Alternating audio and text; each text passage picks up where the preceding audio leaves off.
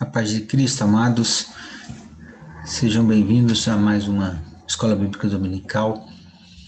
Hoje nós estaremos falando da lição número 11, compromissados com a evangelização, onde o texto áureo,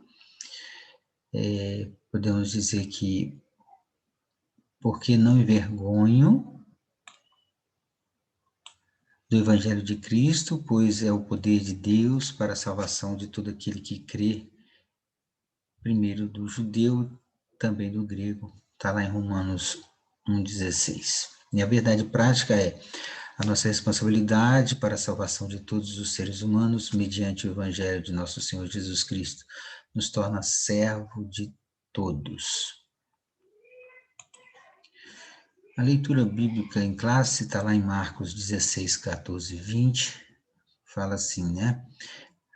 Versículo 14. Finalmente apareceu aos 11, estando eles assentados juntamente.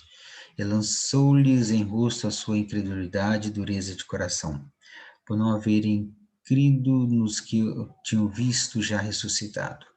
E disse-lhes: Ide por todo o mundo, pregai o evangelho a toda criatura. Quem crer e for batizado será salvo, mas quem não crer será condenado. Verso 17. E estes sinais seguirão os que crerem. Em meu nome expulsarão os demônios, falarão novas línguas, pregarão nas serpentes, e se beberem alguma coisa mortífera, não lhes fará dano algum. E porão as mãos sobre os enfermos e os curarão. Ora, o Senhor, depois de ter-lhes falado, foi recebido no céu e assentou-se à direita de Deus. E eles, tendo partido, pregaram por todas as partes, cooperando com eles o Senhor, e confirmando a palavra com os sinais que se seguiram. Amém. Bom, o comentário da leitura que nós acabamos de ler é que Jesus deu ao grupo dos discípulos o ensinamento que havia dado aos dois na entrada, né, ou melhor, na estrada para Emaús. Está registrado lá em Lucas, capítulo 24, 44 a 46. Eles foram testemunhas de seu ministério, morte e ressurreição. E ele confiou a eles a tarefa de levar sua mensagem a todas as nações, equipados por seu Espírito. Eles seriam seus representantes no mundo. Essa era uma grande responsabilidade, porque ao pregar o Evangelho, as pessoas acreditariam nele e seriam perdoadas, ou rejeitariam e sofreriam o julgamento. O ponto central, amados, dessa lição é que a evangelização é um compromisso da igreja com Deus. E logo na introdução da lição de hoje, o reino de Deus cresce à medida que os pecadores vão se convertendo ao Senhor Jesus. Olha que interessante, amados. O reino de Deus cresce à medida que os pecadores vão se convertendo ao Senhor Jesus. A igreja é a única agência do reino de Deus, escolhida pelo Senhor Jesus para levar a mensagem do Evangelho. Olha só, amados, a responsabilidade. A igreja é a única agência do reino de Deus, podemos dizer aqui na terra, escolhida pelo Senhor Jesus para levar a mensagem do Evangelho. Aí aqui nós temos um quadro, né, onde mostra a evangelização como prioridade. E aí o que é Evangelho, né? Vida para os que recebem a Jesus como seu Salvador. Morte aos que os rejeitam. Então, o Evangelho é isso. Somente esses dois caminhos.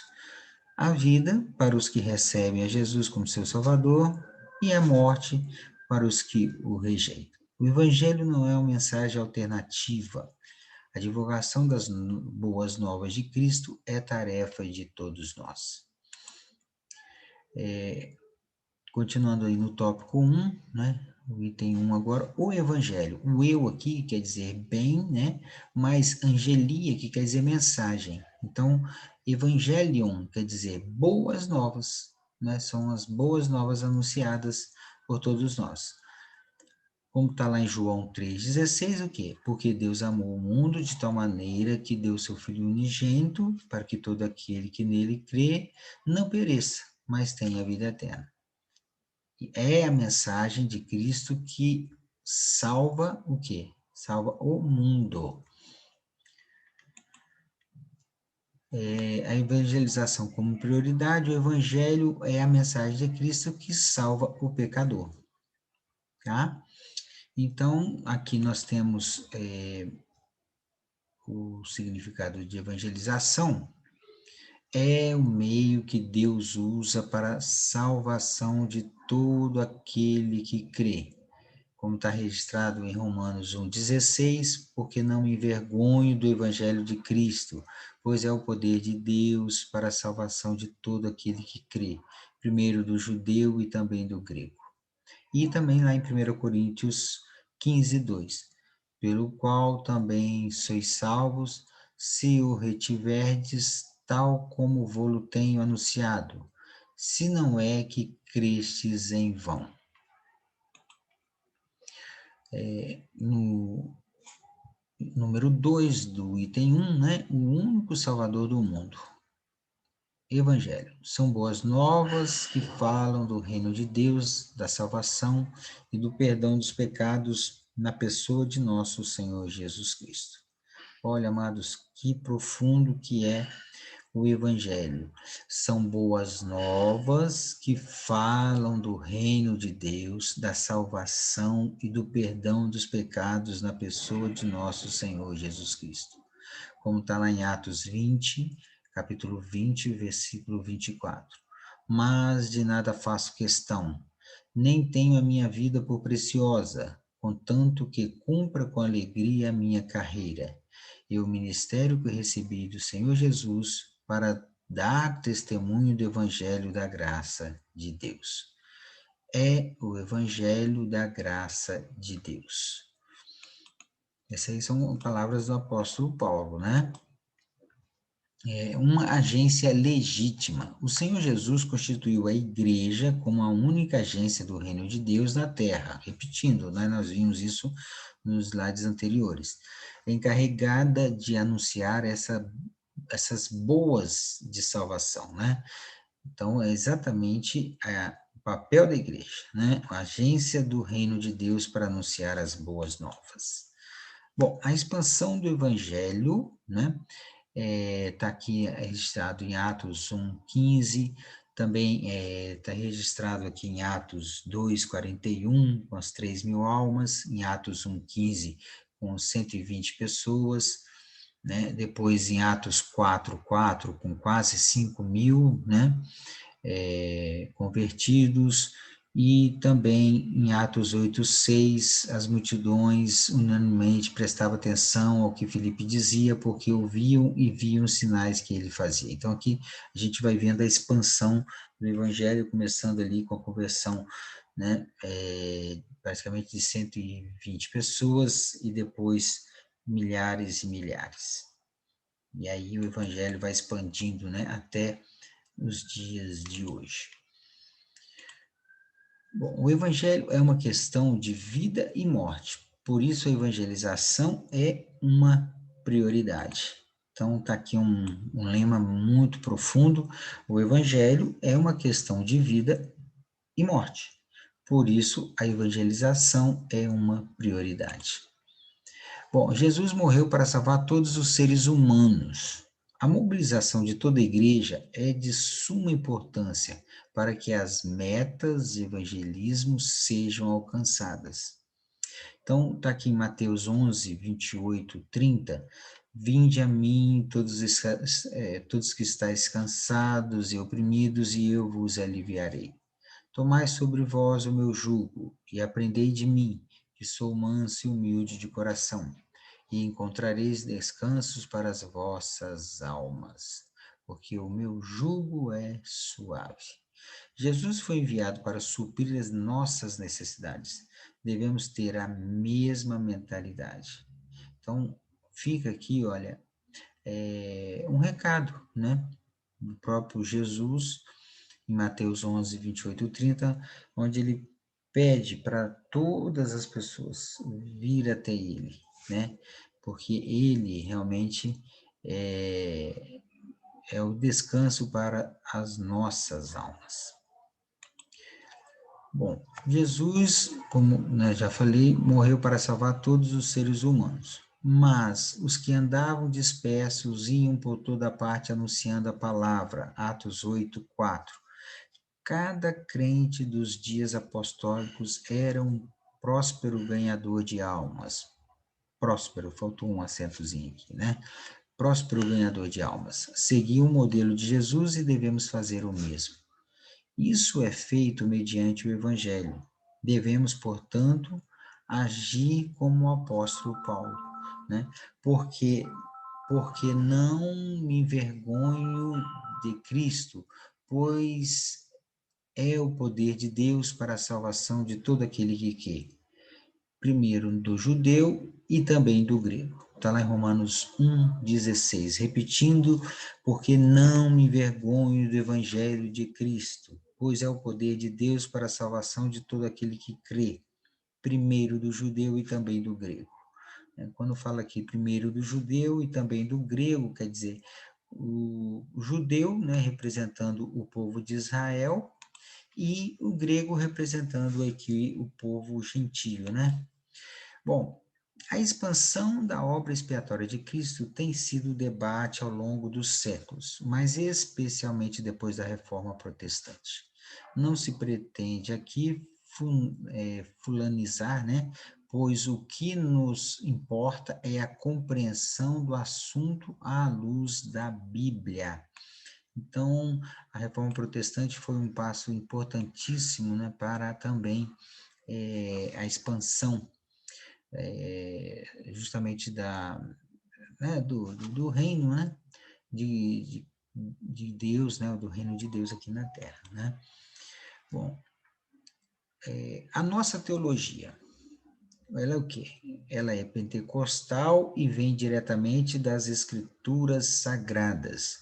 A nossa teologia, amados, ela é estritamente pentecostal, ou seja, nós acreditamos desde o que aconteceu lá em Atos 2, né, onde foi descida o Espírito Santo sobre um grupo de pessoas, e dali, né, nós consideramos Pentecostes, né, e através da palavra, a palavra que é o nosso guia, que é exatamente a nossa fiel regra, né, para seguir, né.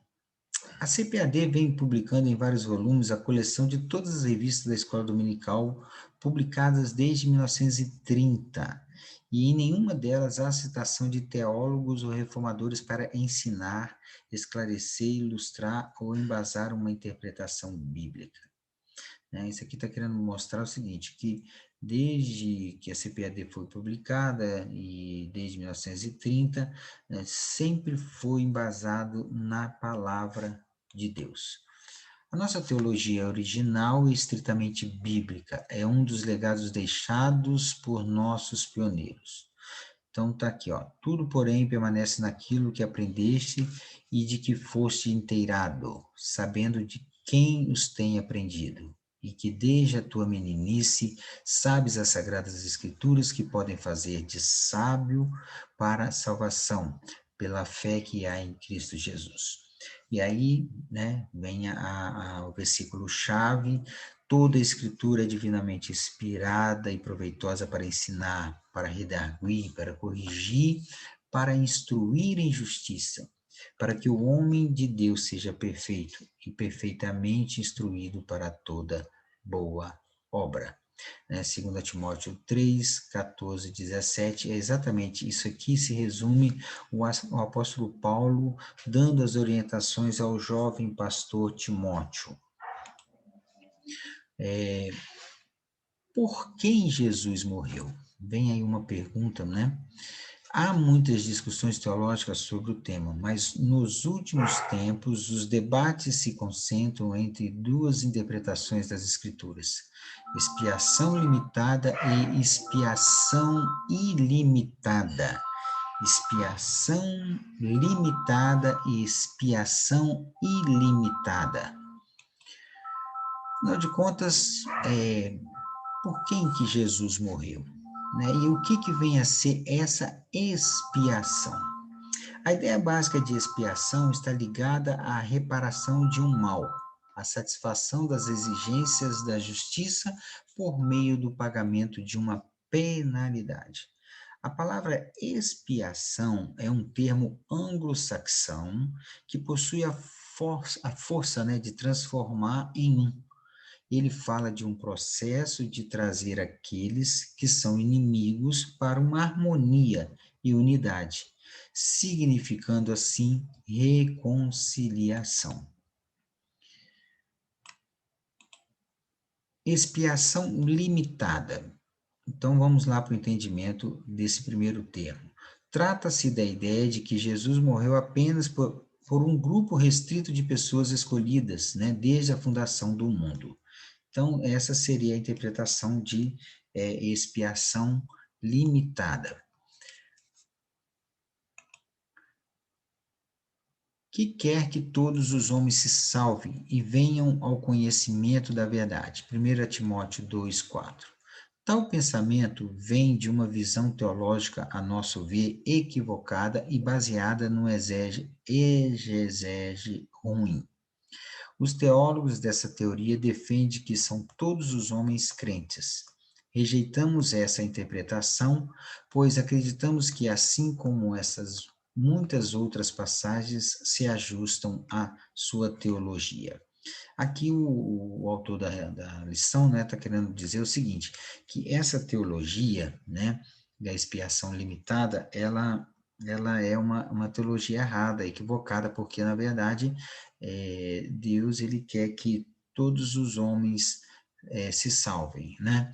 Então, não tem que ficar escolhendo, né, pessoas para o seu reino. Ele deseja de coração que todos sejam salvos. Então, agora, o segundo termo, que é a expiação ilimitada, isso significa que o Senhor Jesus morreu por toda a humanidade. Esse ensino recebemos de nossos pais, os que usaram a Bíblia como fundamento dessa doutrina. Então, é essa aqui que é exatamente a teologia que nós seguimos, que nós adotamos, que é exatamente a expiação ilimitada, ou seja, o Senhor Jesus morreu por toda a humanidade. Jesus é o Salvador do mundo e não de somente algumas pessoas. Isso aqui nós vimos lá em 1 João 4,14, vimos e testificamos que o Pai enviou seu Filho para Salvador do mundo. E ele é a propiciação pelos nossos pecados, e não somente pelos nossos, mas também pelos de todo o mundo. 1 João 2,2. Jesus é o Salvador do mundo e não de somente de algumas pessoas. Por isso que Jesus mandou pregar ao mundo inteiro. Ide, pregai o Evangelho a toda criatura. É erro teológico afirmar que a expiação é limitada. Então, nós chegamos a essa conclusão que não existe essa expiação limitada. Deus não veio apenas para um grupo de pessoas. Repetindo que, né, João 3,16, porque Deus amou o mundo de tal maneira que deu seu Filho unigênito, para que todo aquele que nele crê não pereça, mas tenha a vida eterna. Deus amou o mundo. Não tem aí que Deus amou um determinado grupo de pessoas. Deus amou o mundo, porque a graça salvadora de Deus se há manifestado a todos os homens. Está lá em Tito 2,11. Jesus morreu por todos os pecadores. Bom, agora no tópico 3, a evangelização local e transcultural, nós temos que a evangelização, né, está sendo baseada agora com esse pensamento local e transcultural. Aí nós pegamos lá, né, o livro de Atos, no capítulo 2, do 42 até o 47. E perseveravam na doutrina dos apóstolos, e na comunhão, e no partir do pão, e nas orações. E em toda a alma havia temor. E muitas maravilhas e sinais se faziam pelos apóstolos, e todos os que criam estavam juntos e tinham tudo em comum. E vendiam suas propriedades e bens e repartiam com todos, segundo cada um havia de mister. E preservando unânimes, e perseverando unânimes todos os dias no templo, e partindo pão em casa, comiam juntos com alegria e singeleza de coração, louvando a Deus e caindo na graça de todo o povo. E todos os dias acrescentava o Senhor à igreja aqueles que se haviam de se salvar. Então, muito, muito profundo, amados. Quando nós pegamos esses versículos aqui, e nós entendemos, assim, realmente a profundidade da evangelização, né? É o ato de comunicar as boas novas de salvação a todas as pessoas por meio de palavras e ações. Olha que interessante, por meio de palavras e ações. Então, aqui você vê uma pessoa dando um cobertor para uma pessoa que está necessitada, aqui as pessoas separando aqui a cesta básica, né? Aqui fazendo doações. Então, quer dizer, não só por meio de palavras, né? A palavra junto com as ações. A visão dos pentecostais clássicos, desde o avivamento da Rua Azusa, né? Evangelística e missionária. Então, a visão dos pentecostais é uma visão evangelística e missionária. No princípio, se pensava que o dom de línguas era para pregar, né, aos que estavam ao redor do mundo. Tá? Xenolali, né, é a habilidade de falar uma língua que o indivíduo não aprendeu. Isso aqui é umas afirmativas que são colocadas para a gente entender essa questão aí dos idiomas, né, das línguas faladas para as pessoas entenderem na hora que for anunciado o evangelho. Mas logo esses pioneiros desistiram dessa ideia xenolálica, né, vamos dizer assim, mas continuaram a obra missionária mesmo sem esse fenômeno linguístico. As missões. O trabalho do missionário é a evangelização entre as pessoas de cultura diferente da nossa. Né? Então, nós temos aqui, por exemplo, o Brasil, né, apresentado aqui nesse mapa mundi, e nós temos aqui, representado pelas bandeiras, vários países, né, do nosso planeta. Né? Então, quer dizer, o que seria missões? É um trabalho do missionário, é evangelizar entre as pessoas de cultura diferente de nossa, né, da nossa. Aí nós temos aqui o seguinte, a mensagem é a mesma, mas as estratégias precisam ser ajustadas. Bom, lá em Antioquia, né, em Atos 17, 22, 31, né, havia uma estratégia. Homens de Israel, vós que sois judeus de nascimento e vocês que temem a Deus, vocês que são prosélitos da religião judaica. Bom, nesse discurso, Paulo prova que Jesus Cristo é o Messias, enviado por Deus, não apenas para a salvação dos judeus, mas de toda a raça humana. Então, aqui, olha só, quando o apóstolo Paulo fala, sou judeus de nascimento, né, e são prosélitos da religião judaica. Aí, homens de Atenas. Essa linguagem era perfeitamente respeitosa, apesar de seu coração ter sido profundamente afetado por sua idolatria. Tudo, né, nesse discurso é calmo, sério, frio, argumentativo. Paulo entendeu o caráter de seus ouvintes e não começou seu discurso denunciando-os, nem supôs que eles seriam convencidos por mera afirmação dogmática. Bom, no dia do triunfo de Cristo e da Igreja, cada povo ou etnia será apresentada, né, com a sua própria cultura, né?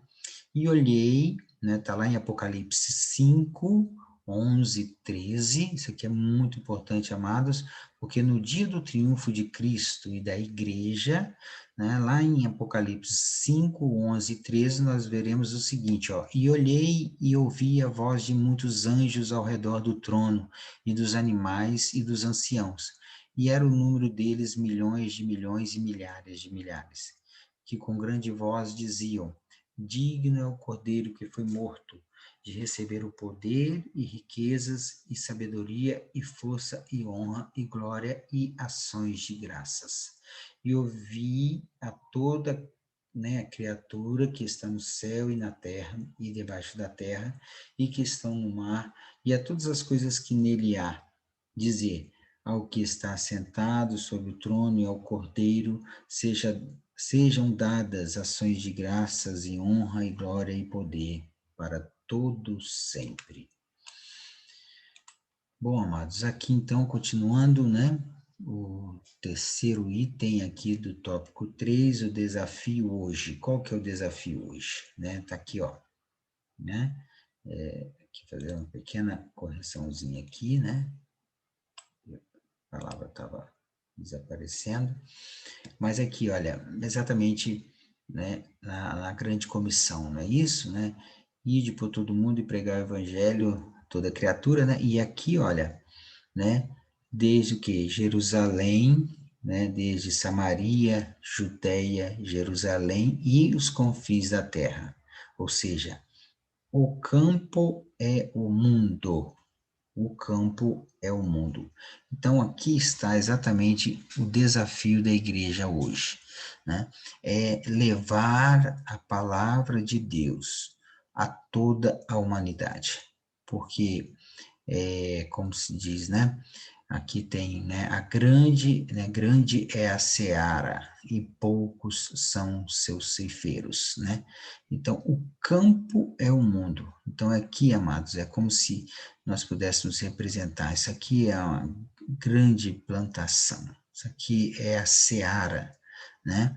E cabe a nós, exatamente, né, sermos os ceifeiros do mundo, né? Então, busquemos a preparação, busquemos a consagração, busquemos de forma que o Espírito Santo nos falar, nos orientar, para que, de alguma forma, nós possamos ser usados. Muitas vezes nós não temos condições de ir, né, aos confins da terra, um lugar distante, mas nós podemos contribuir financeiramente, nós podemos orar, também é uma grande contribuição.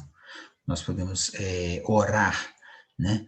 Nós podemos estar praticamente buscando, né, a presença do Senhor, para que esses missionários eles tenham todas as condições para levar a palavra até os confins da terra. E para a gente concluir essa lição de hoje, a Bíblia afirma que não existe salvação sem Jesus. Essas boas novas são o poder de Deus para a salvação e libertação disponível a todos os povos. Mas há necessidade de alguém para levar essa mensagem de vida.